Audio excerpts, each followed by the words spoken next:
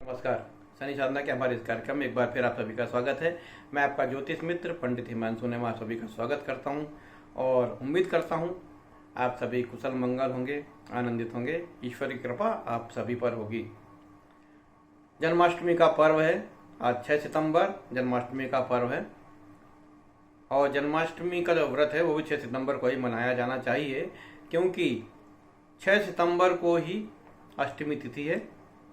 रात को 12 बजे जब भगवान का जन्म होगा तब भी अष्टमी तिथि होगी। चंद्रमा रोहिणी नक्षत्र में होगा और रात के 12 बजे भगवान श्री कृष्ण का जन्म होगा। तो 6 सितंबर को आज इन सभी चीज़ों का ध्यान कीजिए।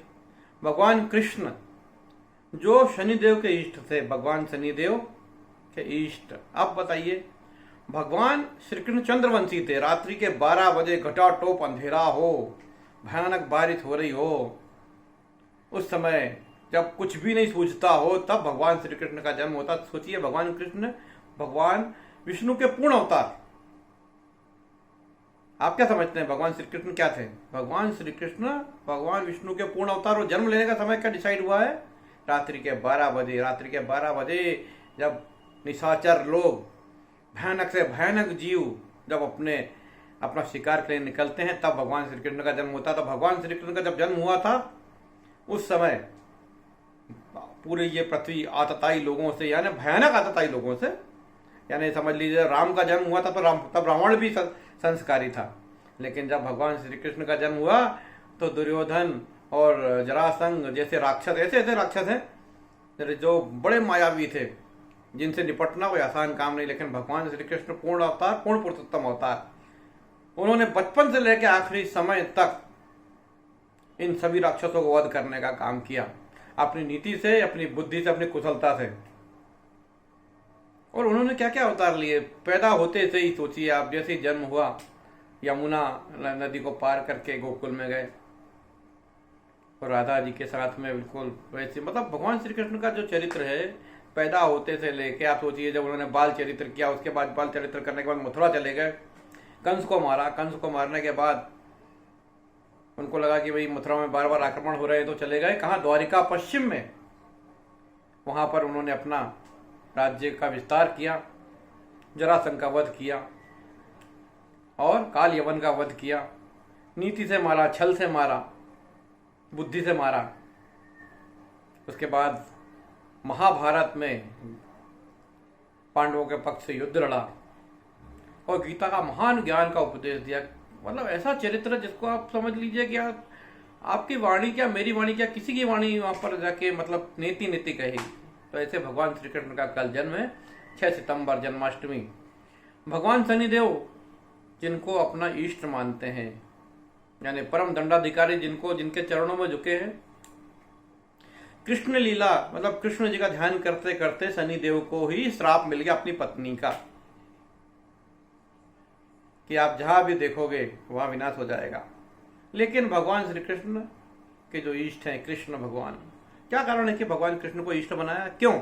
उसका कारण यह है कि भगवान कृष्ण ने कर्म को ही सबसे ज्यादा महत्व दिया। कर्मण्येवाधिकारस्ते मा फलेषु कदाचन। भगवान ने कर्म को ही सबसे ज्यादा महत्व दिया।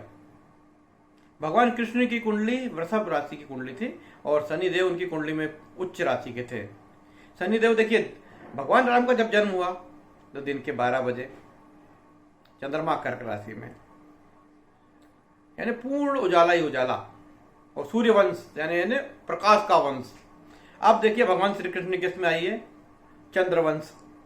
चंद्रमा घोर रात्रि में, जब घोर रात्रि हो तब चंद्रमा का प्रकाश, आपको लगता है कि हमको ये कितना अच्छा रास्ता दिख रहा है, क्या अंधेरे में हम तो पागल हो जाएंगे कि हमको कुछ भी नहीं दिखेगा, हम घबरा जाएंगे, हम भयग्रस्त हो जाएंगे। तब भगवान श्री कृष्ण का जन्म होता है मध्य रात्रि में। चंद्रवंश में जन्म लिया। सोच लीजिए, चंद्रमा रात्रि का कारक होता है और शनि ग्रह जो सूर्य के पुत्र है वो भी रात्रि के कारक होते हैं। तब आप सोचिए, घोर रात्रि हो, निशाचर लोगों का हो, लेकिन तब भगवान श्री कृष्ण ने बताया कि ऐसे समय में भी मैं आपका मार्गदर्शक हूं, मैं आपको राह दिखा सकता हूं, बशर्ते आप मुझे अपना मित्र मानो, बशर्ते मुझे अपना गुरु मानो। तो ऐसे भगवान श्री कृष्ण जो गले अंधकार में काल रात्रि हो, उस समय भी आपको रास्ता दिखाते हैं। ऐसे भगवान श्री कृष्ण का जन्म कल यानी 6 सितंबर बुधवार के दिन भगवान श्री कृष्ण का जन्म हुआ था। तो आप सभी को मेरी शुभकामनाएं। जन्माष्टमी का पर्व मनाएं। जो भी भगवान श्री कृष्ण की आराधना करता है, श्री कृष्ण मंत्र का जाप करता है। चैतन्य महाप्रभु का जन्म हुआ था, अवतार हुआ था इसी कलयुग में, बंगाल के नादिया ग्राम में, जिसे आज मायापुर कहते हैं, जहाँ इस्कॉन ने वर्ल्ड का सबसे बड़ा और प्रसिद्ध मंदिर का निर्माण किया है। चैतन्य महाप्रभु जो राधा कृष्ण के संयुक्त अवतार थे, उनका महामंत्र आपको मालूम होगा, हरे कृष्ण कृष्ण कृष्ण हरे हरे, हरे राम राम राम हरे हरे। ये महामंत्र दिया उन्होंने, और ये महामंत्र इतना पावरफुल था कि जिसमें राम और कृष्ण दोनों का संयोजन है, दोनों का समाहित है दोनों।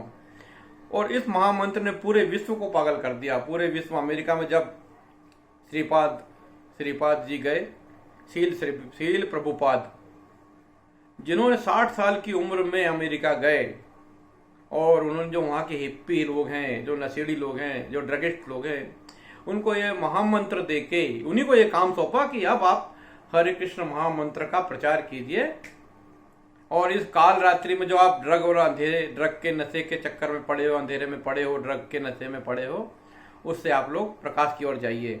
तो ये जो महामंत्र है चैतन्य महाप्रभु का, ये आपको घोर अंधकार से, मन के घोर अंधकार से भी निकलने में आपकी मदद करता है, आपकी हेल्प करता है।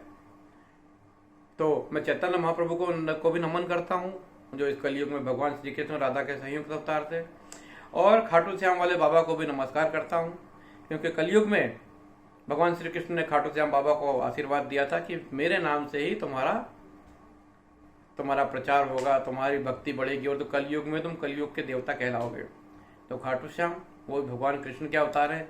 कल जन्माष्टमी में चैतन्य महाप्रभु को नमस्कार कीजिए, खाटू श्याम को नमस्कार कीजिए, बरबरी और भगवान कृष्ण राधा को का नमन कीजिए।